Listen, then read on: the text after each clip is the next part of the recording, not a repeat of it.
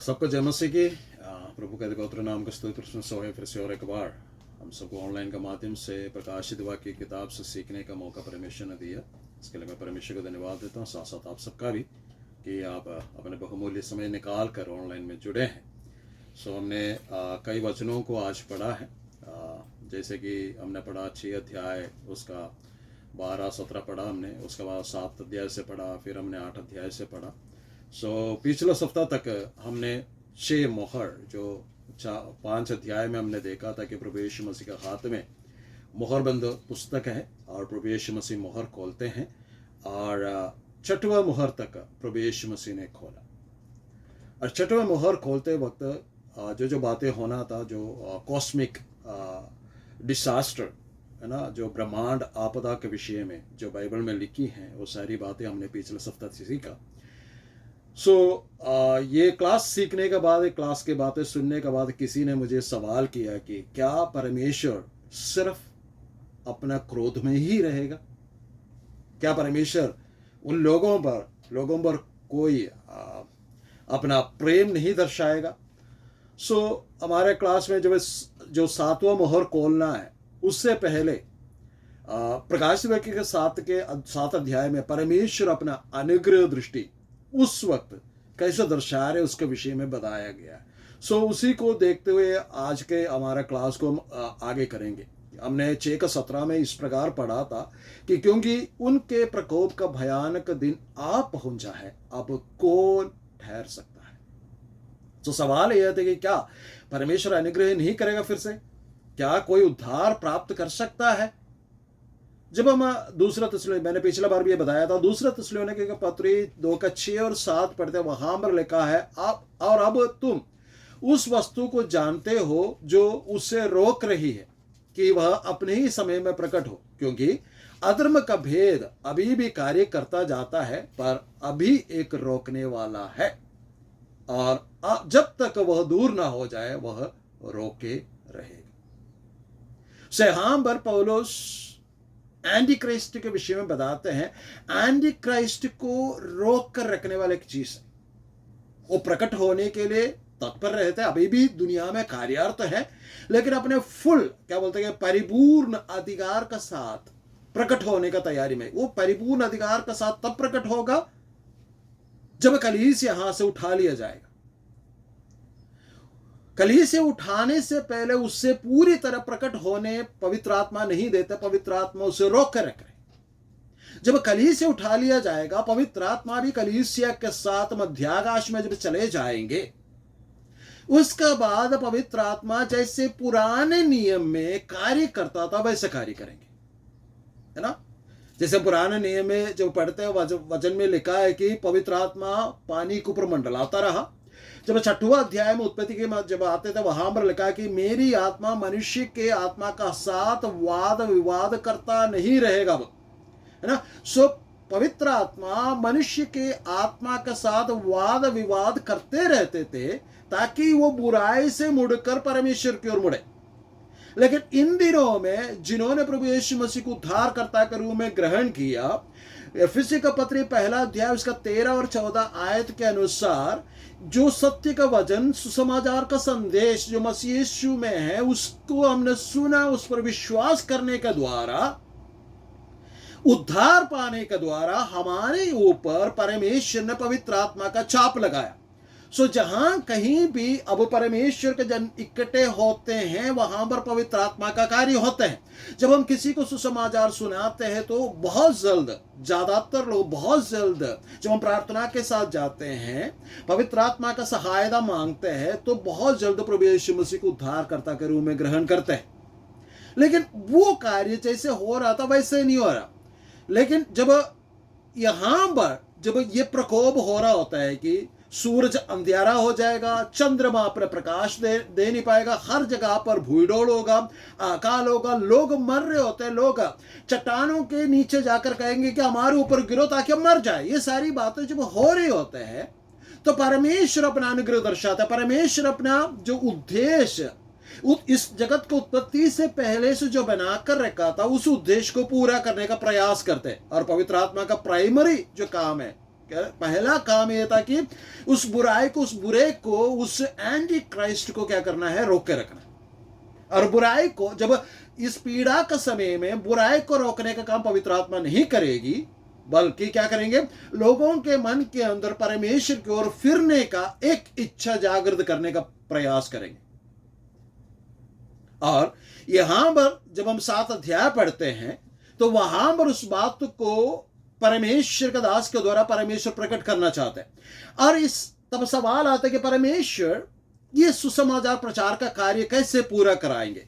सो जब हम पढ़ेंगे, वचन को पढ़ेंगे, आगे को जो 7 अध्याय से लेकर आगे को जब हम पढ़ेंगे, वहां पर प्रकाशित वाक्य की किताब के अनुसार परमेश्वर ये कार्य सुसमाचार प्रचार होगा पीड़ा काल का समय में। ये बात याद रखना, ये 4 भागों में या 4 चरणों में परमेश्वर पूरा करेंगे। सबसे पहला ये कि जो 7 अध्याय में बताया गया, परमेश्वर ने कुछ लोगों के ऊपर मोहर लगाने के लिए कहा गया।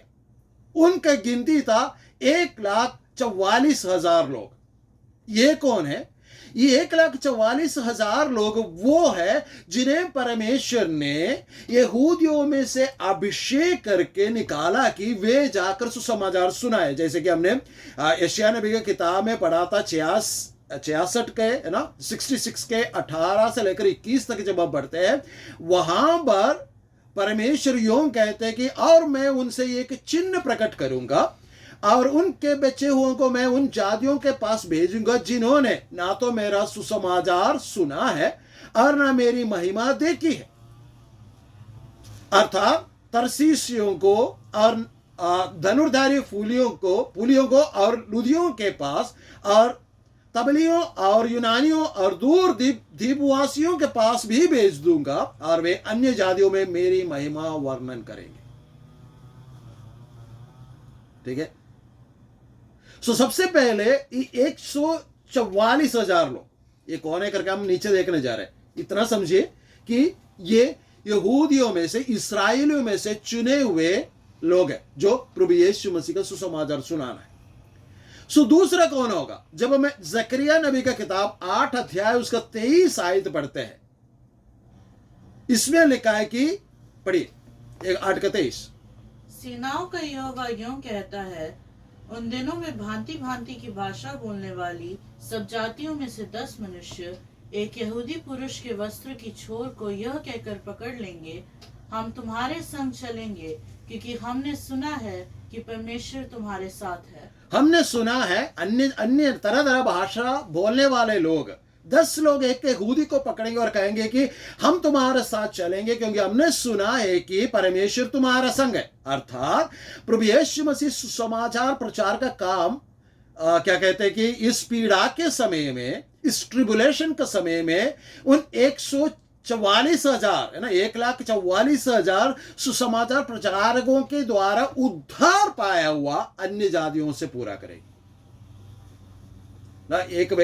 10 व्यक्ति एक यहूदी को पकड़े, ये बातें होगा। तीसरी तरीका परमेश्वर कैसे ये पूरा करेंगे, जब हम आगे बढ़ते प्रकाशित वाक्य की किताब 11 अध्याय में 2 गवाहों के विषय में या 2 साक्षी के विषय में बताया है, उनके द्वारा चिन्ह, चमत्कार और सुसमाचार प्रचार होगा।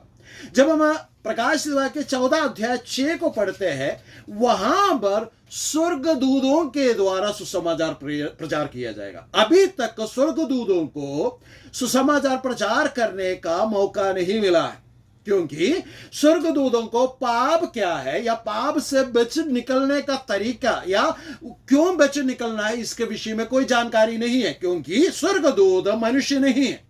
सुसमाचार सुनाने का मौका सिर्फ मनुष्य को, मुझको और आपको दिया गया। जब सुसमाचार ये स्वर्गदूत प्रचार करेंगे तो स्वर्गदूत कैसे प्रचार करेगा? 14 का 6 में इस प्रकार लिखा है, फिर मैंने एक और स्वर्गदूत को आकाश के बीच में उड़ते हुए देखा, जिसके पास पृथ्वी पर के रहने वालों का हरेक जाति, हरेक कुल, हरेक भाषा और लोगों को सुनाने के लिए सनातन सुसमाचार था, जो कि कहते हैं कि उस परमेश्वर से डरो। उस समय का सुसमाचार योग है, उस परमेश्वर से डरो। लेकिन अब जो हम परमेश्वर का जो सुसमाचार सुनाते हुए कि हमारे पापों के बदले यीशु मसीह मारा गया, गाड़ा गया, तीसरे दिन जी उठा, वो परमेश्वर हमसे प्रेम करते हैं। यदि हम उसके पास विश्वास से जाते हैं, वो परमेश्वर हमारे पापों को शुद्ध करने के लिए तत्पर रहते हैं। अपने है ना हाथों को फैलाकर परमेश्वर करे कि कोई भी प्रभु यीशु मसीह का पास आए, उसे स्वीकार कर लेते, अपना लेपालक संतान बनाते। ये अभी का सुसमाचार, लेकिन उस समय का सुसमाचार बदल जाएगा। उस परमेश्वर से डरो। इतने में 4 चरणों में, पहला 1,44,000 लोगों के द्वारा, दूसरा उन 1,44,000 लोगों के द्वारा उद्धार पाया हुआ अन्य अन्य भाषा बोलने वाले लोगों के द्वारा, है ना, तरह तरह का भाषा बोलने वाले, यानी सारे संसार के लोगों के द्वारा। तीसरी बात ये होगा कि प्रकाश के 11 अध्याय में जो लिखी 2 गवाहों के, 2 साक्षी के द्वारा। चौथी बात स्वर्गदूत के द्वारा। अब हम 7वीं अध्याय में घुस रहे। 7वीं अध्याय जो है ये है लोगों को सुसमाचार प्रचार सुनने का मौका मिलेगा परमेश्वर। 7वीं अध्याय जो है 6वीं और 7वीं मोहर के बीच का एक अंतराल है। देयर इज अ ब्रेक, है ना, एक ब्रेक दिया गया है। अर्थात मैं इस प्रकार बोलना चाहूंगा, जब ये मोहरें जब खुल रहे, दुनिया में क्या हो रहा है। जैसे कि हम सीरियल देखते हैं, एक सीरियल के एक पोर्शन में एक जगह पर कुछ बातें हो रही है, तो दूसरे जगह पर उसी समय में साइमल्टेनियसली क्या हो रहा है वो बात दर्शाता है ना, अलग अलग तरह। ठीक वैसे ही यहां पर भी इस पुस्तक में, प्रकाशित वाक्य की किताब में लिखा गया कि जब मुहरे परमेश्वर खोल रहे, अपना क्रोधाग्नि परमेश्वर उंडेल रहे, तो क्या होगा इस धरती पर? क्या परमेश्वर का अनुग्रह भी दर्शाया जाएगा? हाँ, परमेश्वर का अनुग्रह दर्शा रहा है। वो किस प्रकार यहां पर बताया गया। 7वीं मोहर खोलते हुए हम 8वीं अध्याय में देखते हैं। वचन की ओर जाएंगे। 7 अध्याय, उसका पहला, दूसरा, तीसरा पद को हमने पढ़ा है, फिर से मैं पढ़ना चाहूंगा। इसके बाद मैंने पृथ्वी के चारों कोणों पर 4 स्वर्गदूत को खड़े देखा। वे पृथ्वी के चारों हवाओं को थामे हुए थे, ताकि पृथ्वी या समुद्र या किसी पेड़ पर हवा ना चले। फिर मैंने एक और स्वर्गदूत को जीवित परमेश्वर के मुहर लिए हुए पूर्व से ऊपर की ओर आते देखा। उसने उन 4 स्वर्गदूतों से, जिन्हें पृथ्वी और समुद्र के हानि करने का अधिकार दिया गया था, ऊंचे शब्द से पुकार कर कहा, जब तक हम अपने परमेश्वर के दासों के माथे पर मोहर ना लगा दे, तब तक पृथ्वी और समुद्र और पेड़ों को हानि नहीं पहुंचाना। ठीक है। अब इस अध्याय में हम क्या देखते हैं? इन वचनों में यूहन्ना को मिला हुआ 2 दर्शन, या स्वर्गदूतों के विषय में 2 दर्शन देखते हैं। सबसे पहला, 4 स्वर्गदूत पृथ्वी के चारों कोने पर। उनका काम क्या है? उन्होंने हवा रोक रखा है, ताकि समुद्र, पृथ्वी और किसी वृक्ष पर हवा ना चले। एक ऐसा दिन आने वाला है, आज हम हवा से डरते हैं, प्रचंड वायु से डरते हैं, लेकिन ऐसे के दिन आने वाला है, महापीड़ा का समय, लोगों पर हवा नहीं चले। आज हम एसी लगा लेते हैं, फैन लगा लेते हैं, है ना, या तो पेड़ के तले जाकर बैठ जाते हैं ताकि थोड़ा सा हवा लगे गर्मी के दिनों में। मैंने आपको पहले कहा था, 2 क्लास पहले जब हम सीख रहे थे, तो हमने कहा था कि लोगों को शरीर में क्या हो जाएगा? त्वचा के ऊपर या त्वचा के अंदर रोग लग जाएगा, क्योंकि उन्हें नहाने का पानी नहीं मिलेगा। सूरज का ताप इतना बढ़ेगा जिसका वजह से हर एक मनुष्य के जीव में स्किन डिसीज निकल आएगा। अब उस स्किन डिसीज के बाद होने वाली बात क्या होगा कि कुछ समय तक हवा नहीं चलेगा। सोच सकते हैं आप, बिना हवा के रहना कितना मुश्किल होगा। हवा नहीं चलेगा, और ये हवा इसलिए पकड़ कर रखा है, आगे आंधी तूफान आना है, बड़े जोर से पकड़ कर रखकर उसे छोड़ दिया जाए, ताकि समुद्र, वृक्ष और धरती पर कयामत आ जाए, है ना, ऐसा बोलना चाहूंगा। सो उसके लिए पकड़ के रखा है, लेकिन जब पकड़ छोड़ने के लिए पकड़ के रखा है तब कहते कि नहीं नहीं अभी मत करना, क्योंकि मुझको एक काम दिया गया है कि जब तक परमेश्वर के उन लोगों के माथे पर हम क्या ना लगाए, मोहर ना लगाए, तब तक हानि नहीं पहुंचाना। परमेश्वर हानि पहुंचाने वाले हैं, लेकिन उससे पहले परमेश्वर एक काम करेगा। हानि पहुंचाने से पहले परमेश्वर अपने लोगों के ऊपर मोहर लगाए। ये मोहर क्या है? जैसे हमने हेजकेल नबी की किताब 9 अध्याय उसका 3 से लेकर 6 तक पढ़ा है कि परमेश्वर का स्वर्गदूत निकल कर जो लोग बुराई के बदले में या बुराई को देखकर प्रार्थना कर रहे थे, विलाप कर रहे थे, मध्यस्थता कर रहे थे, उनके ऊपर मोहर लगा दिया। सो जिनके पास मोहर था उन्हें छोड़कर बाकी सारे लोगों को मार डालने का, बाकी सारे लोगों को मार डालने का आदेश दिया गया, आज्ञा मिला। अब यहूदी लोगों के बीच में ऐसा संहार क्यों होना है? लोगों को क्यों मार डाल दिया जाएंगे? हमें पता है कि इस्राएल और हमास के विषय में जो प्रॉब्लम शुरू हुआ, कौन से दिन शुरू हुआ हमें पता है। उस समय क्या हो रहा था? उस समय बहुत बड़ा पार्टी हो रहा था। वो किस चीज का पार्टी था? आप सब गूगल इस्तेमाल करते हैं, आप गूगल जाकर देख लेना, मैं बताना नहीं चाहता। इस्राएली लोग इस कदर गिर गए हैं पिछले 2 बार के, है ना, अल्फाबेट माफिया आपने सुना होगा, है ना, ना स्त्री ना पुरुष, ऐसे लोगों का बड़े सम्मेलन इस्राएल में हो रहा था। तब जाके हमास उनके ऊपर, उनके बीच में घुस आए। ये बात आपको याद होगा चाहिए। शायद आप इस बात को और ज्यादा पहचानना है तो गूगल में आप खोज करके देखें, और सबसे बड़ा मीटिंग समारोह वहां जब हो रहा था तब जाकर उनके ऊपर ये विपत्ति आ पड़ी। ठीक वैसे इस बात को देकर, इन बातों को लोगों के जो क्या बोलते हैं मौलिक, या लोगों के जो क्या कहेंगे कि प्रभु यीशु मसीह के या परमेश्वर के प्रति जो भय है, वो उसको खोकर जब लोग इस प्रकार के बुराई में फंसकर जीवन जीते, सो उनमें से कुछ लोग उस बातों को देकर परमेश्वर का सम्मुख में विलाप करें, और परमेश्वर के इस महापीड़ा के जुम्मनों को जब खोल रहे, इस बात को देकर कुछ लोग, कुछ संत लोग, जो पवित्रता से जीवन बिताने वाले लोग प्रभु के सम्मुख में जब विलाप करेगा, उनके ऊपर परमेश्वर मोहर लगा दें, उनके ऊपर परमेश्वर मोहर लगा दें। जैसे कि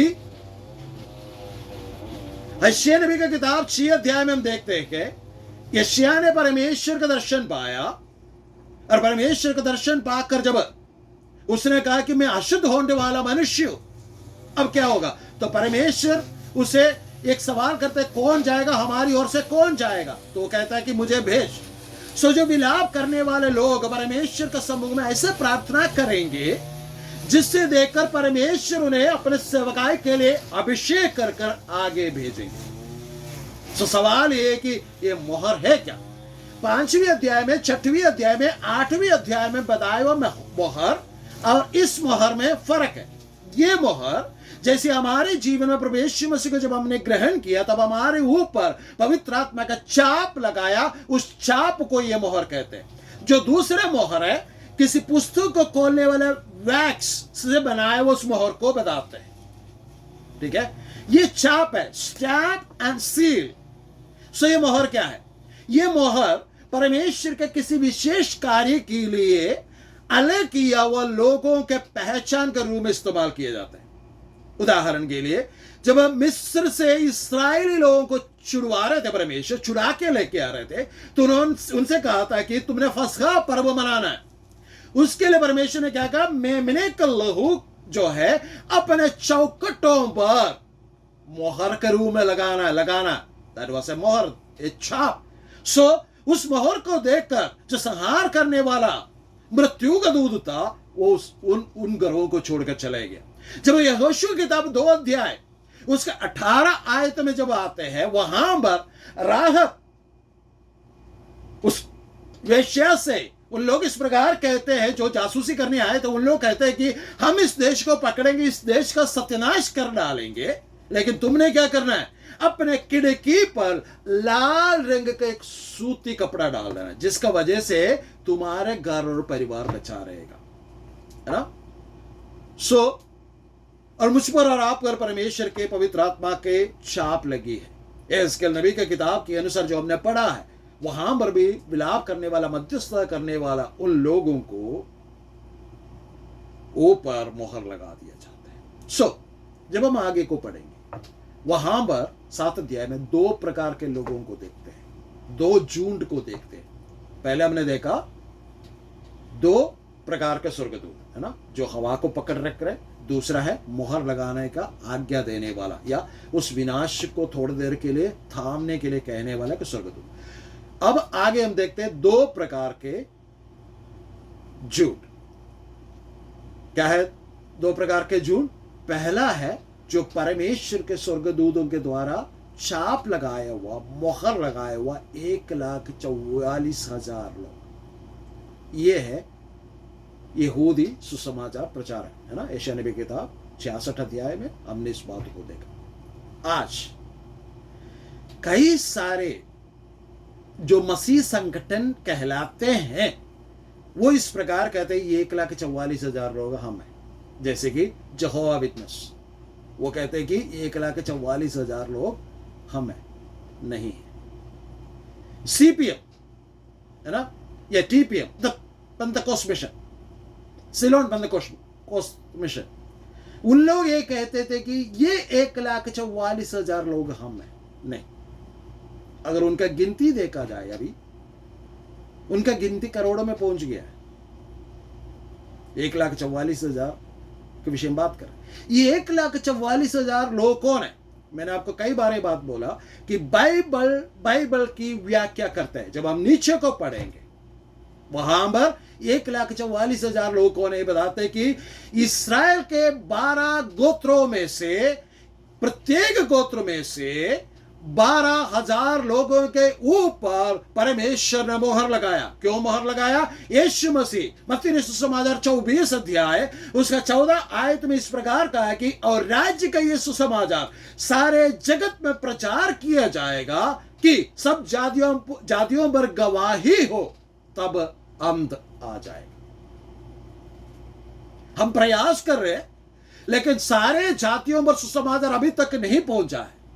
सारे जातियों पर समाचार पहुंचने के लिए वो दिन आने वाला परमेश्वर यहूदी सुसमाचार प्रचारकों का इस्तेमाल करेंगे, जिसके द्वारा जगत के कोने कोने तक ये सुसमाचार पहुंचेगा। उसके लिए परमेश्वर ने अभिषेक किया हुआ, या उसके लिए परमेश्वर की ओर से अभिषेक होने वाला, अलग होने वाला 1,44,000 लोग इस्राएल के 12 गोत्रों में से लिए हुए लोग हैं।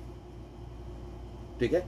और दूसरे झुंड यहां पर हम देखते हैं 7 का 9 से लेकर जब हम पढ़ते हैं, दूसरा है श्वेत वस्त्र पहने हुए एक बड़ी भीड़ जो सिंहासन के सामने खड़े हैं। ठीक है। सो हम पढ़ेंगे 7 का 4 से 8। और जिन पर मुहर दी गई, मैंने उनकी गिनती सुनी कि इस्राएल के संतानों के सब गोत्रों में से 1,44,000 पर मुहर दी गई।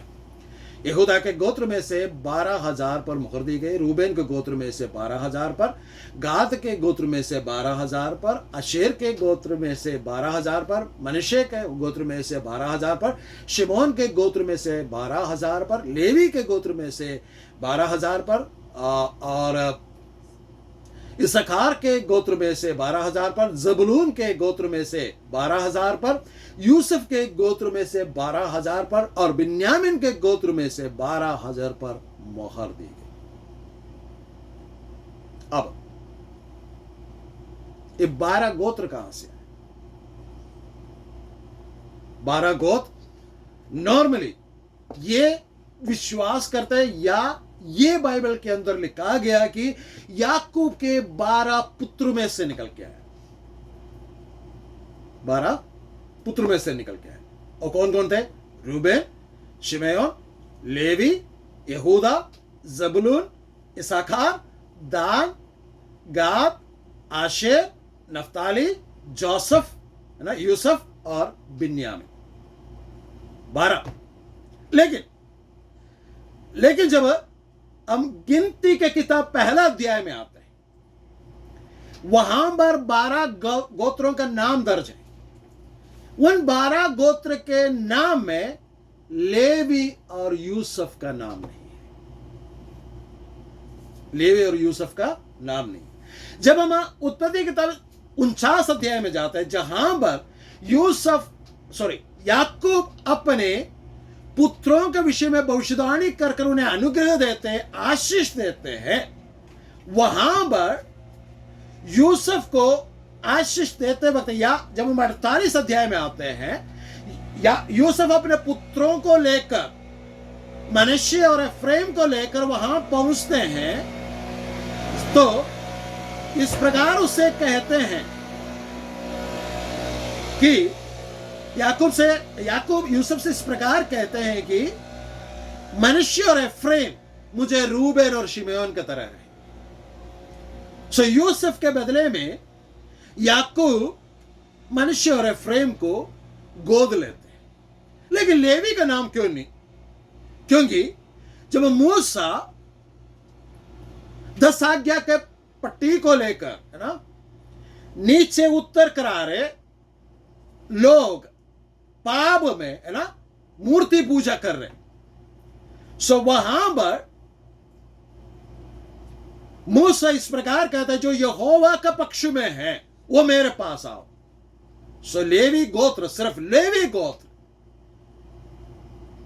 मूसा के साथ खड़े रहते हैं, और वहां पर उन लोग तलवार निकालकर परमेश्वर के दंड का इस्तेमाल होता है, या परमेश्वर के दंड को लाते हैं वहां पर। सो परमेश्वर वहां पर लेवी को अपने मिलाप वाला तंबू में काम करने के लिए पुरोहित के रूप में, याजक के रूप में ठहरा देते हैं, और इसलिए कहते हैं कि लेवी एक गोत्र के रूप में नहीं रहेगा, बल्कि लेवी के बदले में मनुष्य गिना जाए। सो मनश्शे और एफ्राइम वहां पर आते हैं, वहां पर लेवी और यूसुफ नहीं दिखते हैं। सो लेकिन जो हमने 7 अध्याय में अभी पढ़ा है, वहां पर 12 गोत्रों में से 2 गोत्रों का नाम नहीं है। पहला है दान। दान के नाम वहां पर नहीं दिया गया। क्यों? क्योंकि जब हम यहोशू की किताब 19 अध्याय 40 से लेकर आगे को पढ़ेंगे, तो वहां पर हमें मालूम है कि जब यहोशू वायदे का देश, कनान देश बांट रहा था, तो 7वां हिसाब पर दान को अधिकार मिलता है। लेकिन जब हम 18 अध्याय में जब न्यायों की किताब में पढ़ते हैं, वहां पर क्या लिखा गया कि उन लोगों के विश्वास के कमी के कारण जो देश उन्हें दिया गया था वो हासिल नहीं कर पाया, पूरा कब्जा नहीं कर पाया।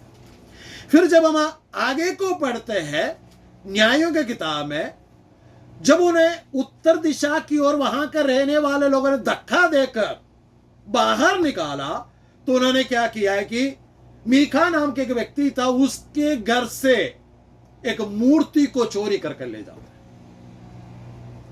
जब 18 अध्याय का 18 से लेकर 20 और 27 आयत को हम पढ़ेंगे न्यायों के किताब में, वहां पर लिखा है कि वो मीका जिसका मूर्ति चोरी करके लेके गया था, वो उनका पुरोहित बनने का, याजक बनने का सम्मति करता है।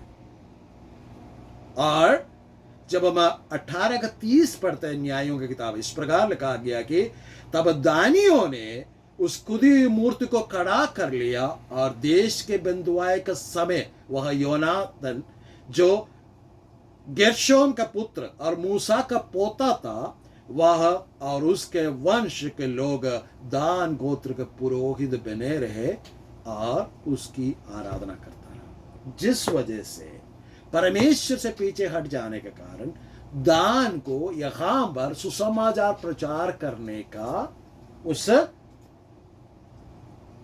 काम से बाहर निकाल दिया जाता है। सो उस 12 गोत्र में नहीं आता है। दूसरे कारण जो मैं पर्सनली विश्वास करता हूं कि यहां पर दान के नाम क्यों निकाल दिया गया गोत्रों में से सुसमाचार प्रचार के? दूसरा कारण है कि एंटी क्राइस्ट दान गोत्र में से निकल कर आना है, क्योंकि उत्पत्ति किताब 49 अध्याय उसका 16 से लेकर 18 तक जब हम पढ़ेंगे, मैं चाहूंगा कि पास्टर संजय यादव उस वचन को पढ़े।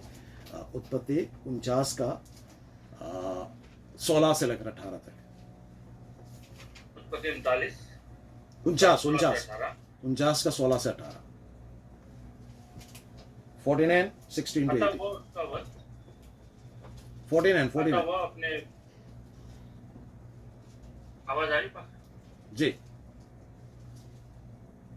उत्पत्ति 39 उसका 16 से 18।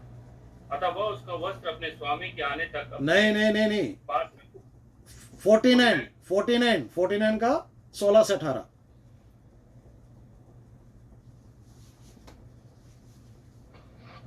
दान इजराइल के गोत्रों में से एक गोत्र होकर अपने लोगों का न्याय करेगा। दान मार्ग में का एक सांप और रास्ते का एक नाग होगा, जो घोड़े की एड़ी को डसता है, जिससे उसका सवार पछाड़ खाकर गिर पड़ता है। हे यहोवा, मैं तुझसे उद्धार पाने की आस लगाए। ठीक है, मेरे बाइबल में इस प्रकार लिखा है कि दान इस्राएल का एक गोत्र होकर अपने जाति भाइयों का न्याय करेगा, और मार्ग के एक सांप होगा और एक रास्ते का एक नाग होगा।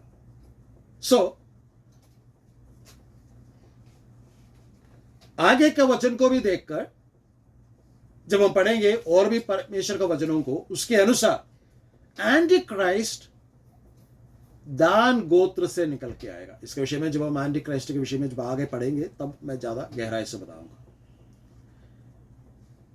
और यह जाति भाइयों का वो करेगा। उस समय एंटी क्राइस्ट उसी गोत्र से निकल के आने का कारण ये सुसमाचार प्रचार करने के लिए तत्पर नहीं होंगे, तैयार नहीं होंगे, और ये गोत्र जो है उस व्यक्ति का, उस एंटी क्राइस्ट का समर्थन देगा और प्रभु यीशु मसीह के सुसमाचार प्रचार में शामिल नहीं होंगे। इसलिए दान गोत्र यहां से निकाल दिया गया।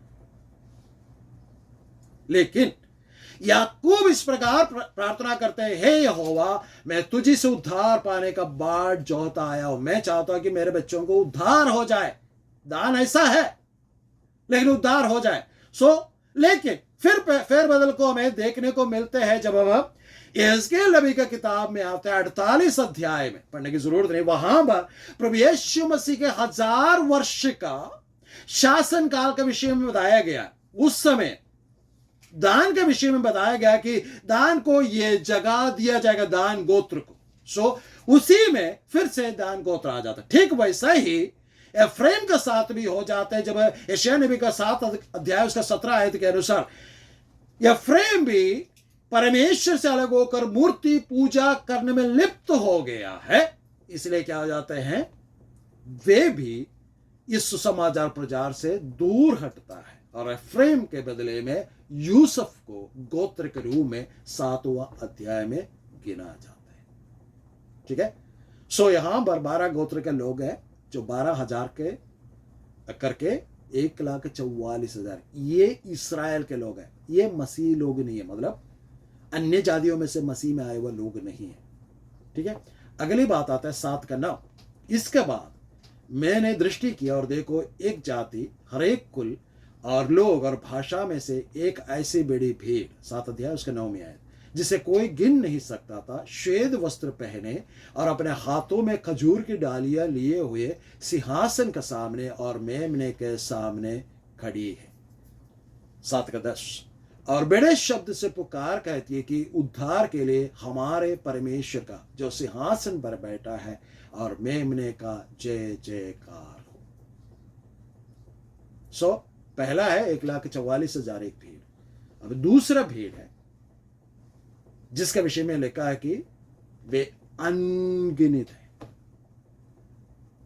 वे अनगिनत भीड़। ये कौन है? यहां पर इस भीड़ के विषय में 4 बातें हमें विशेष रूप से देखने को मिलते हैं। सबसे पहली बात, ये ग्रेट मल्टीट्यूड, वो कैसे थे?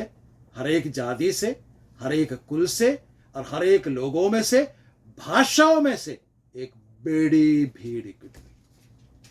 ये कब इकट्ठी हुई? इनके विषय में आगे नीचे लिखा जब हम पढ़ेंगे, ये पीड़ा के समय में, अर्थात जो बात हमने कहा 1,44,000 सुसमाचार प्रचारकों के द्वारा प्रभु यीशु मसीह को उद्धारकर्ता के रूप में जो ग्रहण करेगा, उनका भीड़ के विषय में बात कर रहे हैं। ठीक है, वो एक बड़ी भीड़ होंगे, हर एक जाति में से, भाषाओं में से, कुलों में से होंगे। ठीक है, हर एक भाषा बोलने वाले लोग। दूसरी बात इनके विषय में, they have a great celebration, उनका पास एक बड़ा उत्साह है, या बड़े उत्सव मनाने वाले लोग हैं। वो कैसे उत्सव मना रहे? वो बड़े शब्द से पुकार कर कहती है कि उद्धार के लिए हमारा परमेश्वर जो सिंहासन पर बैठा है और मेमने का जय जयकार हो। वो उत्सव मना रही है, कैसे? बड़े शब्द से। मैंने आपको शायद शुरुआत में, प्रकाशित वाक्य की किताब के शुरुआत में यह बात मैंने कहा था कि परमेश्वर ने हमें इसलिए चुना कि हम परमेश्वर की आराधना करें। बड़े शब्द से पुकार कर परमेश्वर की आराधना करना चाहिए। लेकिन जब हम आराधना करने के लिए बोलते हैं तो मुंह खोलकर आराधना करते हैं, तारीफ करते कर हम कहते हैं, तो सब लोगों के मुंह बंद हो जाते हैं। लेकिन यहां पर जो लोग इस पीड़ा के समय में प्रभु यीशु मसीह को उद्धारकर्ता के रूप में ग्रहण कर जो परमेश्वर के सामने खड़े हैं, वे कहते हैं कि उस परमेश्वर की आराधना हो। फिर उनका पास एक संदेश है, they have a great message. क्या है वो ग्रेट मैसेज? उद्धार परमेश्वर की ओर से, salvation belongs to our God, English में ऐसा लिखा है, who sits on the throne and to the Lamb। उद्धार परमेश्वर की ओर से उनके पास, वो अपने उस उद्धार पाए उस मैसेज से अचंभित है, चकित है, और उन्हें बहुत अच्छा लग रहा है। वो पुकार का परमेश्वर की आराधना करते हुए इस प्रकार कहते हैं कि उद्धार सिर्फ यहोवा से, परमेश्वर से, सिंहासन पर जो बैठे हैं उस मेमने से हमें मिलता है। क्या हमें उद्धार कैसे मिलता है? क्या हम पुकार कर कहते हैं? उद्धार का संदेश हमें कहां से मिलता है? उद्धार का संदेश बाइबल के अंदर लिखी हुई है कि, है ना, दाऊद के संतान प्रभु यीशु मसीह के ऊपर विश्वास करने के द्वारा हमारा उद्धार हो जाता है, जो परमेश्वर के इकलौता पुत्र है। संदेश हमें बाइबल में मिलता है। आपको पता है कि हमारे बाइबल पिछले नवंबर के हर हिसाब से देखा जाए तो कितना भाषाओं में हमारा बाइबल उपलब्ध है? 756 भाषा में बाइबल उपलब्ध है। अब बाइबल का किसी ना किसी पार्ट, अगर हम देखा जाए, न्यू टेस्टामेंट जो है कम से कम 1726 भाषाओं में अनुवाद किया गया है, और बाइबल का कोई अनुच्छेद, कोई पैसेज 3756 भाषाओं में अनुवाद कर चुका है। और पौलुस कहते हैं हम परमेश्वर का पत्री, हम मसीह का पत्री है। क्या ये हम सुसमाचार चिल्ला चिल्ला कर कहते हैं? अगली बात, पहली बात, वो एक ग्रेट मल्टीट्यूड है, वो बड़ी भीड़ है, उनका पास बड़ी उत्साह है, उनका पास एक बड़ा संदेश है। चौथी बात, they have a great responsibility, उनका पास एक बड़ी जिम्मेवारी है। जैसे कि प्रभु ने मत्ती 24:14 में कहा है कि जाकर सारे जगत के लोगों पर जब तक राज्य का समाचार नहीं पहुंचेगा तब तक अंत नहीं आएगा, है ना। वहां पर मूल भाषा में जो शब्द इस्तेमाल किया गया है, जिसके लिए क्या बोलते हैं, सारे संसार पर, उसके लिए जो शब्द इस्तेमाल किया गया है, इनहिबिटेड एरिया या पॉपुलेशन, हर एक भाषा। जब हम मत्ती 28:19 पढ़ते हैं, वहां पर लिखा है सारे जगत के लोगों को, है ना। वहां पर लिखा है जो शब्द इस्तेमाल किया गया, एथनिक ग्रुप। और मरकुस 16:15 जब हम पढ़ते हैं, वहां पर महान आदेश में कहा कि सारे, है ना, जगत में जाकर प्रचार करो। वहां पर कोस्मोस शब्द सोशल ग्रुप के, है ना, सामाजिक जो ग्रुप है उनके विषय में बताया गया। प्रेरितों का काम 1:8, पृथ्वी के कोने कोने तक, उसके लिए जो शब्द इस्तेमाल किया गया वो हमारे अक्षरिक भूमि को बताते हैं। पृथ्वी के कोने कोने तक सुसमाचार पहुंचाना है। सवाल है ये, हमने प्रभु को ग्रहण किया, हमने उद्धार पाया, हमारे ऊपर पवित्र आत्मा का छाप लगा दिया गया। हर एक विश्वासी को यरूशलेम में, यहूदिया में, सामरिया में, पृथ्वी के कोने कोने तक जाकर प्रचार करने का बुलाहट दिया गया। यरूशलेम क्या है? कलीसिया, परिवार। यहूदिया क्या है? अपने संगी, रिश्तेदार। आपका सामरिया क्या है? आपके पड़ोसी, आपसे दूर रहने वाले लोग। पृथ्वी क्या है? अगला स्टेट, अगला राज्य, अगला देश, अगला सामाजिक ग्रुप, एथनिक ग्रुप, जिनके पास जाकर हमें सुसमाचार सुनाना चाहिए। आज इस प्रकाश वाक्य के 7 अध्याय के अनुसार परमेश्वर हमसे ये सवाल करना चाहते हैं, मुझसे करना चाहते हैं, आपसे करना चाहते हैं। हमारे पास सब कुछ होने का बावजूद भी, विभिन्न भाषाओं में बाइबल अवेलेबल होने का बावजूद भी, हमारे पास परमेश्वर का महान कार्यों का वर्णन करने का समय होने का बावजूद भी हम इस समय पीड़ा में नहीं है। हम पीड़े से बचे हुए लोग हैं। क्या हम आने वाले इस पीड़े के विषय में या मिलने वाले उस उद्धार के विषय में लोगों से प्रभु का सुसमाचार सुनाने के लिए इस जिम्मेवारी को लेने के लिए तैयार है? पौलुस कहते हैं, मेरे ऊपर एक मजबूरी है कि मैं सुसमाचार सुनाऊं। यदि नहीं सुनाऊं तो मैं दोषी पाया जाता हूं। मैं आपसे कहना चाहता हूं, आज आप ये वचन सुन रहे हैं, आज इस क्लास में शामिल है, आपके ऊपर परमेश्वर ने सुसमाचार सुनाने का जिम्मेवारी दिया है। क्या आपने किया है? अगर नहीं किया है तो समय खत्म नहीं हुआ, आपके पास अभी भी समय है। जैसे यशायाह ने कहा, हाँ प्रभु मैं हाँ हूं, मुझे भेज। जैसे पौलुस ने निर्णय लिया, जैसे पत्रोस ने निर्णय लिया, वैसे हम भी निर्णय लें कि हम हमारे संगी भाई बहन, हमारे यरूशलेम में, हमारे यहूदिया में, हमारा समरिया में, हमारे पृथ्वी के कोने कोने तक हम यीशु सुसमाचार लेके जाएंगे। मैं आपसे कहना चाहता हूँ, प्रभु यीशु मसीह का आगमन बिल्कुल निकट है। वो द्वार पर खड़े हैं, वो किसी भी वक्त तूरी की फूंक दिए जाएंगे और कलीसिया मैकों में उठा लिया जाएंगे और हमारे पास फिर कोई मौका नहीं रहेगा यीशु सुसमाचार सुनाने के लिए। मौका भी आपके पास है। प्रभु आप सबको आशीष दे।